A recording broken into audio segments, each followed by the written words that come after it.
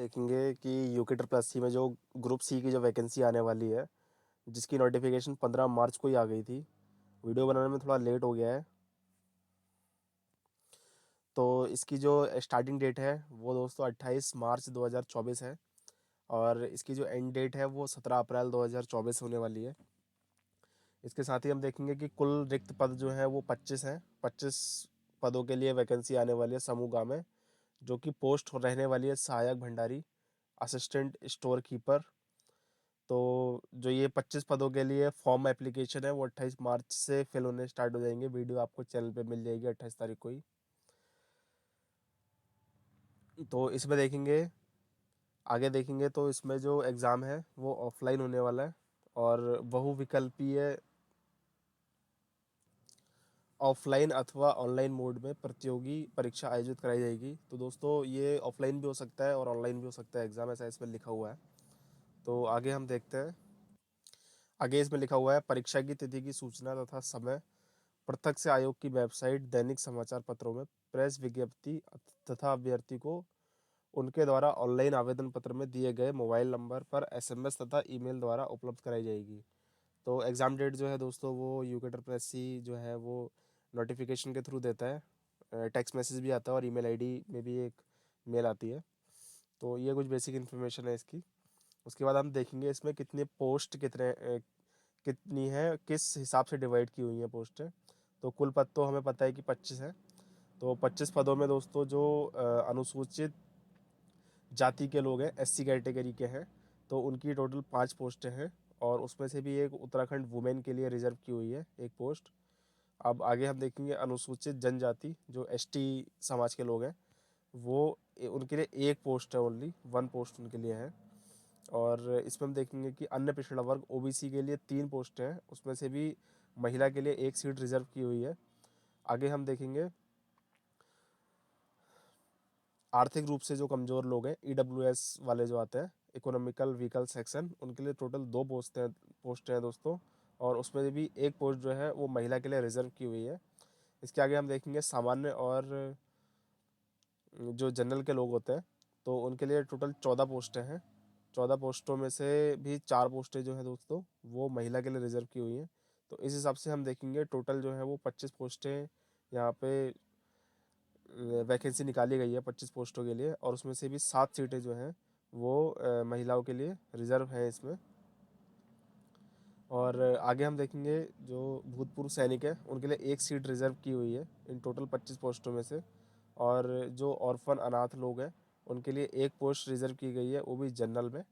और जो दिव्यांग हैं उनके लिए भी एक पोस्ट रिजर्व की गई है इन 25 पोस्टों में से। तो टोटल जो है वो 25 पोस्टें हैं। पोस्टें किस हिसाब से डिवाइड की गई हैं इसके बारे में हमने देखा है यहाँ पे। अब इसका वेतनमान देख लेते हैं दोस्तों। वेतनमान जो है वो 25,500 से लेकर के 81,100 रुपये होने वाला है, और लेवल 4 की जॉब होने वाली है दोस्तों ये।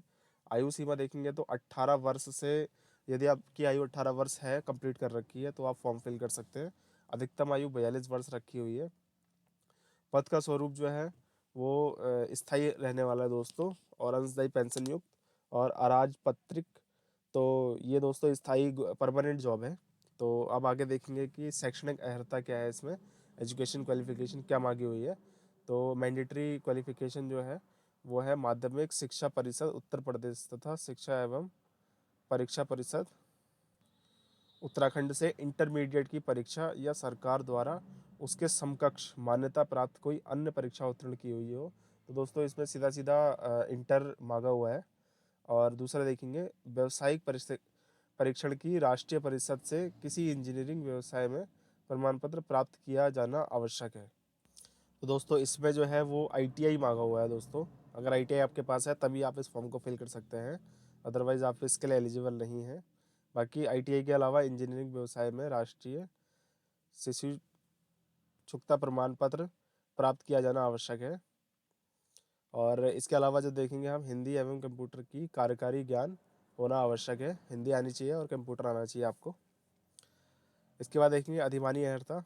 अन्य बातों के समान होने पर ऐसे अभ्यर्थी जो सीधी भर्ती के मामले में अधिमान दिया जाएगा जिसने जो है प्रादेशिक सेना में 2 वर्ष की न्यूनतम अवधि तक सेवा की हो, या फिर राष्ट्रीय कैडेट कोर का, एनसीसी का बी सर्टिफिकेट होना चाहिए। तो इसमें जो है अलग से वेटेज मिलेगा इन लोगों को। उसके बाद हम देखेंगे लिखित प्रतियोगी परीक्षा का पाठ्यक्रम जो है वो क्या होने वाला है। उक्त पदों में चयन हेतु 100 अंकों की वस्तुनिष्ठ प्रकार की बहुविकल्पीय 2 घंटे की एक लिखित परीक्षा होगी, जिसमें पद की शैक्षणिक अर्हता के से संबंधित प्रश्न अभ्यर्थी परीक्षा पाठ्यक्रम हेतु परिशिष्ट 1 का अवलोकन करें। तो परिशिष्ट 1 में जो दिया हुआ है उसके अकॉर्डिंग जो सिलेबस है उसमें से ही 100 क्वेश्चन आने वाले हैं दोस्तों। इसमें 2 घंटे का टाइम होने वाला है। 100 अंक का एक एक क्वेश्चन के लिए 1 अंक मिलेगा। टोटल 100 क्वेश्चन आएंगे और इसमें माइनस मार्किंग भी होने वाली है। आगे देखेंगे हम, आगे हमें वो भी दिखेगा। अब इसमें देखेंगे कि प्रतियोगी परीक्षा हेतु निर्देश। ओबीसी तथा ईडब्ल्यूएस श्रेणी के अभ्यर्थियों को 45% तथा SC/ST श्रेणी को 35% न्यूनतम अंक लाना अनिवार्य है। अगर नहीं ला पाते हैं और कट ऑफ उसके अकॉर्डिंग रहती है तो वो सिलेक्शन नहीं माना जाएगा, वैकेंसी दोबारा निकाली जाएगी। अन्यथा वे लिखित प्रतियोगी परीक्षा में अहर नहीं माने जाएंगे। उसके बाद आप देखेंगे अभ्यर्थी को ऑफलाइन लिखित प्रतियोगी परीक्षा की प्रश्न बुकलेट परीक्षा के पश्चात अपने साथ ले जाने की अनुमति है। मतलब जो कैंडिडेट कॉपी होती है वो आप साथ में ला सकते हो। इसके साथ देखेंगे ऑफलाइन लिखित प्रतियोगी परीक्षा में OMR ट्रिप्लिकेट 3 प्रतियों में होंगे, जो कि पहली कॉपी होती है ऑफिशियल कॉपी और सेकंड कॉपी वहीं जमा रहती है। ओरिजिनल कॉपी, ऑफिशियल कॉपी और कैंडिडेट कॉपी, 3 कॉपियाँ होती हैं दोस्तों। और कैंडिडेट कॉपी जो है वो हम अपने साथ ला सकते हैं। अब इस पर देखेंगे नेक्स्ट आगे क्या लिखा हुआ है। प्रत्येक प्रश्न के 4 विकल्प दिए जाएंगे और ये देखिए यहाँ पे ये लिखा हुआ है 1/4 अंक ऋणात्मक रूप में काटा जाएगा अगर गलत उत्तर होता है, तो माइनस मार्किंग इसमें होने वाली है दोस्तों। बाकी इसमें ओमर के साथ कैसे क्या करना है उसी के बारे में बताया हुआ है। ओमर सीट में वाइटनर का प्रयोग या विकल्प को खुरचना, कटिंग इत्यादि पूर्णतः प्रतिबंधित है और इसके लिए भी ऋणात्मक अंक दिया जाएगा। अगर आप किसी क्वेश्चन का जो आंसर है उसको उसमें पहले आप आंसर टिक करते हो फिर उसको कुरेद देते हो तो वो भी आपकी माइनस मार्किंग में ही आएगा।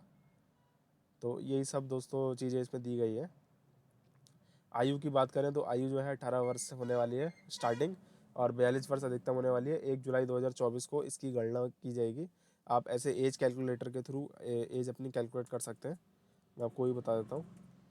आपको गूगल में एज कैलकुलेटर लिखना है। सबसे पहला वाला जो लिंक आएगा उसको ओपन करना है। ओपन करते ही दोस्तों आपके सामने कुछ स्टेप का इंटरफेस आएगा। इसमें आपको अपनी डेट ऑफ बर्थ एंटर करनी है और age at the date of, इसमें आपको 1 जुलाई 2024 एंटर करना है ताकि आपकी जो एज है वो आ सके आपके सामने। तो जैसे ही आप यहाँ पे अपनी डेट ऑफ बर्थ एंटर करेंगे और यहाँ पे 1 जुलाई 2024 एंटर करेंगे, कैलकुलेट के बटन पर क्लिक करते ही जो भी आपकी एज है वो आपके सामने यहाँ पे आएगी। अगर यहाँ पे 18 साल आ रहा है तो आप फॉर्म फिल कर सकते हैं और अगर यहाँ पे 42 साल से ज़्यादा आ रहा है तो आप फॉर्म फिल नहीं कर सकते। तो इस चीज़ का आपको ध्यान रखना है।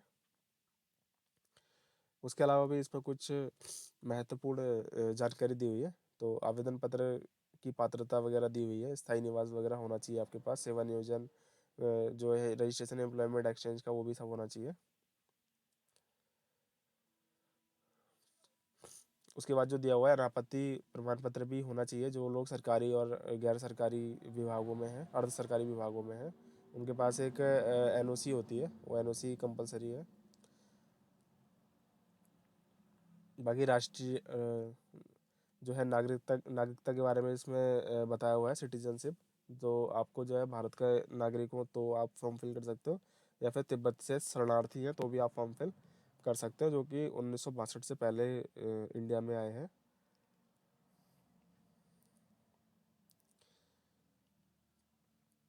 उसके अलावा चरित्र, वैवाहिक परिस्थिति, शारीरिक स्वस्थता, आरक्षण, ये सारी डिटेल इसमें आपको मिल जाएगी।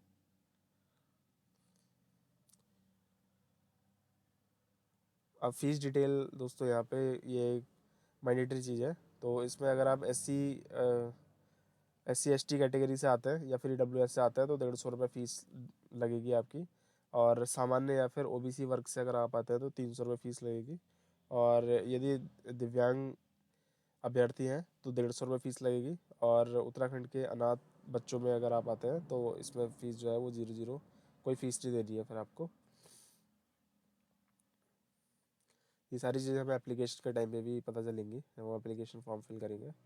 बस दोस्तों इसमें लगभग इतना ही है, महत्वपूर्ण जानकारी जो भी है सारी वो हमने डिस्कस कर ली है इसमें। अब दोस्तों जब इसमें इसका फॉर्म आएगा तब हम फॉर्म कैसे फिल करना है उसकी भी एक प्रोसेस, उसकी वीडियो जो है वो आपको यहाँ पे मिल जाएगी। बाकी दोस्तों आप मिलते हैं हम नेक्स्ट वीडियो में। Thank you.